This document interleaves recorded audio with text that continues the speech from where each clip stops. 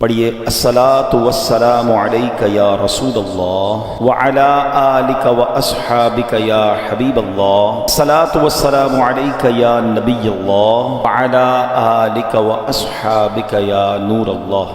درود پاک پڑھنے کے بے شمار فضائل و برکات ہیں۔ من صلی علی او سأل لی الوسیلۃ حقت علیہ شفاعتی یوم القیامہ۔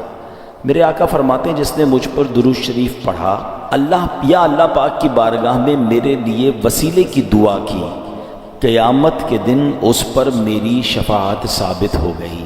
تو درود پاک پڑھنا یہ شفاعت مصطفیٰ صلی اللہ علیہ وسلم حاصل کرنے کا بڑا پیارا طریقہ ہے۔ اتنا ہو سکے اس دن ہم نے کثرت سے درود پاک پڑھنا ہے۔ صلو علی الحبیب صلی اللہ تعالی علی محمد صلی اللہ علیہ وسلم۔ Dear Islamic brothers, this is the very crucial night. بہت زیادہ نازک رات ہے۔ اس رات کتنی مغفرت ہوگی، کتنے لوگ بخشے جائیں گے۔ پیارے آقا فرماتے ہیں جبریل امین میرے پاس آئے اور آ کر عرض کی کہ حضور آج 15 شعبان کی رات ہے، اللہ تعالیٰ اتنے لوگوں کو جہنم سے آزاد فرمائے گا جتنے قبیلہ بنی کلب کی بکریوں کے بالوں کی تعداد ہے۔ What is the meaning of that؟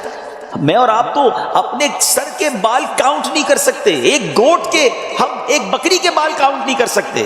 قبیلہ بنی کلب تو سب سے زیادہ بکریاں پالا کرتا تھا۔ اٹ مینز ملینز بلینز لوگ آج کی رات بخشے جائیں گے، مگر اس رات بھی کچھ لوگ ایسے جن پر اللہ تعالیٰ نظر رحمت نہیں فرمائے گا۔ شرک کرنے والی اس رات کو نہیں بخشے جائیں گے۔ پھر فرمایا جو احادیث کا مجموعہ ہے، ماں باپ کو ستانے والا، ماں باپ کا نافرمان، شراب کا عادی نہیں بخشا جائے۔ خدا را ان چیزوں سے توبہ کرو۔ پتہ ہے شب برات کو شب برات کیوں کہتے ہیں؟ یہ بری ہونے کی رات ہے، یہ مغفرت کی رات ہے۔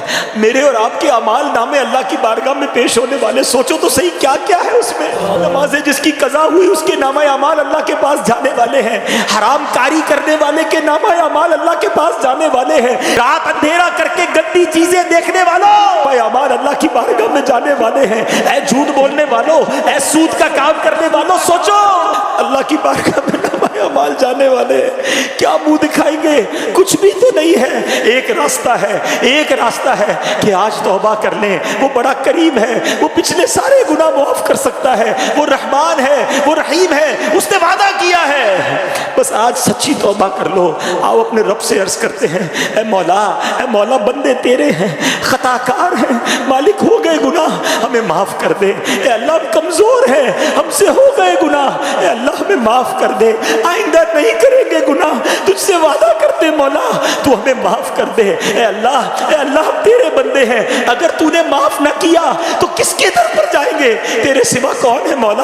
ہمیں معاف کر دے، اے کریم ہمیں معاف کر دے، تجھے تیرے محبوب کا واسطہ ہمیں معاف کر دے۔ آؤ آج سچے دل سے پکارو اسے، توبہ کر لو۔ اب نہیں کرنے، ہم سب کو پتا ہے کیا کیا گناہ کرتے ہیں، آج توبہ کر لو۔ اب تو دن بھی تھوڑے رہ گئے۔ آپ کو پتا ہے شب برات یہ بھی لکھا جائے گا کہ آئندہ سال کس نے دنیا سے جانا ہے، کیا پتا یہ شب برات، بلکہ شب برات بھی ملتی ہے کہ نہیں پتا۔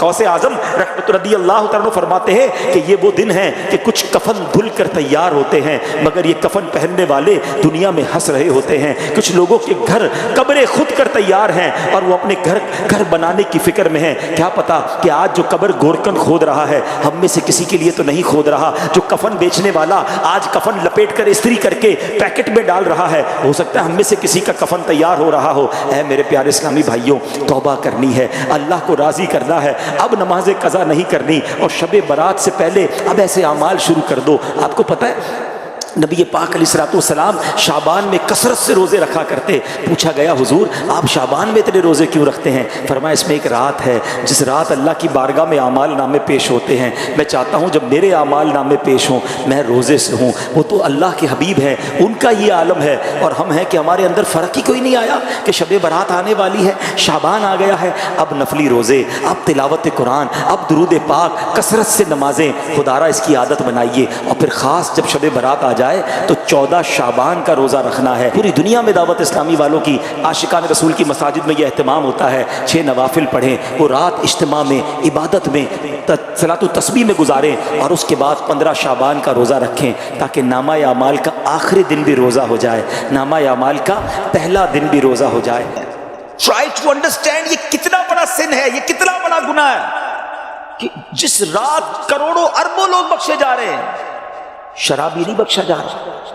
توبہ کر لیجیے، چھوڑ دیجیے ان بری عادتوں کو، ڈرگز کو چھوڑ دیجیے پلیز۔ وہ رحیم، وہ کریم جو شب برات کروڑوں کو بخش رہا ہے، شرابی نہیں بخشا جائے، پلیز توبہ کر لیجیے۔ مسلمان کا کیا کام شراب سے، اس کا کیا کام نشے سے؟ آپ ایک بار اور یاد رکھیں، جو نشہ کرنے والے ہیں نا، جو ڈرگز یوز کرتے ہیں، ٹرائی ٹو انڈرسٹینڈ جس اسٹیٹ میں، جس عالم میں روایتوں میں مضمون ملتا ہے کسی کا انتقال ہوگا نا، اسی عالم میں قیامت کے دن اٹھایا جائے گا۔ کبھی سوچا آپ نے اگر نشہ کیا، ڈرگز یوز کی، وائن پینے والے جو نشے میں گھومتے رہتے ہیں، جھومتے رہتے ہیں، اگر اسی حالت میں انتقال ہو گیا، آج رات تو یہ لکھا جائے گا نا کہ اگلے اس سال میں کس کا انتقال ہونا ہے، کیا پتا ہمارا وقت قریب آ گیا ہو، اور اگر نشے میں مر گئے تو کیا جواب دیں؟ اللہ کی بارگاہ میں نشے میں پیش ہوں گے؟ نہیں میرے میٹھے اسلام جی، ہم تو چاہتے ہیں نا کہ میں سو جاؤں یا مصطفیٰ کہتے کہتے، کھلے آنکھ صلی اللہ کہتے کہتے، ہماری زبان پر تو کلمہ ہو، درود ہو، اے کاش تلاوت کرتے کرتے موت آئے، درود پڑھتے پڑھتے۔ یہ کیسے ہوگا جب آپ ان چیزوں کے عادی بنیں گے نا؟ جو شراب کا عادی ہو تو اس کا بہت زیادہ چانس ہے کہ وہ نشے میں مر جائے گا۔ تو خدا را سے آج رات توبہ کر لے، اللہ بڑا کریم ہے، ابھی رات کمپلیٹ نہیں ہوئی ہے، صبح تک یہ رحمت جاری ہے، معافی مانگ لیجیے، سجدے میں سر جھکائیے۔ ماں باپ کو اگر ستایا ہے، if your parents are not happy with you، please ان کے پاس جائیے اور معافی مانگیے، ان سے ان کے پیر پکڑ لیجیے۔ ماں باپ راضی تو رب راضی، ماں باپ ناراض تو رب ناراض، ان کو ناراض نہ کرو۔ اور اس حدیث سے کیا سیکھنے کو ملا کہ جو کٹ آف ٹائز کرتے ہیں، جو اپنی فیملی کے ساتھ رشتہ داری قطع کر دیتے ہیں، منقطع کر دیتے ہیں، ہم ان کے پاس نہیں جائیں گے، ہم ان کے گھر نہیں جائیں گے، ہم فلاں رشتہ دار کے پاس نہیں جائیں گے، نہ کرو ایسا۔ یہ رشتہ داریاں کاٹنا اللہ کو کتنا ناپسندیدہ ہے کہ شب برات بھی وہ لوگ نہیں بخشے جائیں گے۔ تو پلیز ان عادتوں سے اپنی جان چھڑا لیں۔ ایک اور حدیث پاک میں ہے، ایڈلٹری کرنے والا، بدکاری کرنے کا جو عادی ہوگا، ہیبیچول آف ایڈلٹری، وہ بھی نہیں بخشا جائے گا۔ تو پلیز ان حرام کاموں سے چھوڑیں، اپنے آپ کو بچائیے۔ اور یہ جو ایڈلٹری کی طرف، زنا، بدکاری کی طرف جو بندہ جاتا ہے نا، یاد رکھیے گا پہلے نظر بہکتی ہے، پھر دل بہکتا ہے، پھر شرمگاہ، پھر پرائیویٹ پارٹس حرام کاری کی طرف جاتے ہیں۔ تو ہمارے یہ شٹر جو ہے نا، اسی کو بند کر دینا کہ حرام نہیں دیکھوں گا۔ اپنے موبائل پر، اپنے انٹرنیٹ ڈیوائسز پر ہم کیا دیکھ رہے ہوتے ہیں؟ پہلے حرام بندہ دیکھتا ہے، اور پھر یہ جو ہم نے دوستیوں کے نام پر جو گرلز اینڈ بوائز کی دوستیاں چل رہی ہوتی ہیں کہ نہیں جناب ہم only friends, it's not allowed in Islam. یہ دوستیاں ہی پھر حرام کی طرف لے کر جاتی ہیں۔ جو اسلام نے ہمیں جن چیزوں سے منع کیا، مسلمان ہیں، ہمیں جنت میں جانا ہے نا، اللہ کو راضی کرنا ہے۔ اگر ربی ناراض ہو گیا تو بنے گا کیا؟ آج کی رات اگر ایڈلٹری کرنے والا نہیں بخشا گیا، پھر اس کو سوچی تو اس کا بنے گا کیا؟ تو پلیز میک ریپینٹنس، گڑ گڑائیے اپنے رب کی بارگاہ۔ اور دیکھیں توبہ کیا ہے۔ توبہ کے ویسے تو کئی ڈیٹیل علماء نے بتائی، مگر ان شارٹ اگر میں آپ کو بتاؤں نا، الندم التوبہ، شرمندگی توبہ ہے۔ پہلے تو اپنے اندر گلٹ فیل کیجئے کہ یا اللہ میں بہت برا ہوں، بہت غلطیاں ہیں، مالک معاف کر دے، اور پھر آئندہ نہ کرنے کا پکا ارادہ، اے اللہ اب نہیں کروں، میں تجھ سے وعدہ کرتا ہے، پرومس ان یور کورٹ یا اللہ عز و جل، پلیز ایکسپٹ مائی ریپینٹنس، میری توبہ قبول کرنے، مالک اب نہیں کروں گی۔